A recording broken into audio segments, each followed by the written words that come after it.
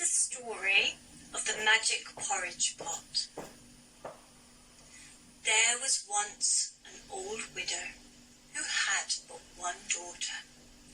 They lived together in a little cottage beside a forest. They often went hungry. One day the mother looked inside the cupboard and saw that it was completely bare. "Whatever shall we do?" they said. "Do not fear," said the mother. "Take this little basket and go into the forest and collect all the nuts and berries." So the little girl took the basket and went into the forest to see what she could find. As she was looking about, she came upon an old woman who was very wise indeed. She already knew the little girl's plight and said, "Take this gift.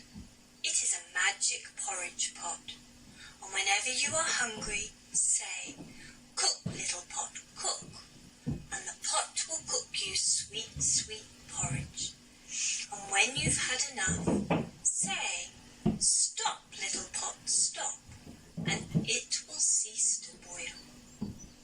The little girl, being very polite, thanked the old woman very much and took the gift home to her mother, who was very surprised.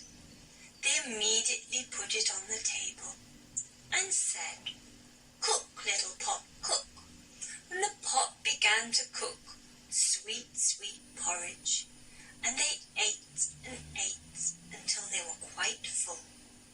When they had had enough, they said, "Stop, little pot, stop," and the pot ceased to boil. From that time on, they never went hungry again. Some time later, however, the little girl went to the market, and while she was gone, the mother became hungry. She took out the pot and said, "Cook, little pot, cook," and the pot began to cook sweet porridge. But when she had had enough, she couldn't remember the words to stop it, and it just kept on cooking.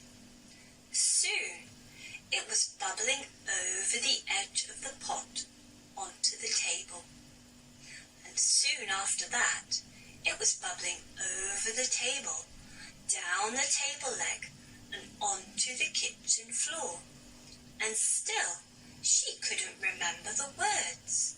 It just kept on cooking. Then it went out the kitchen, down the hallway and into the bedroom. Soon it was bubbling out of the bedroom window and into the street.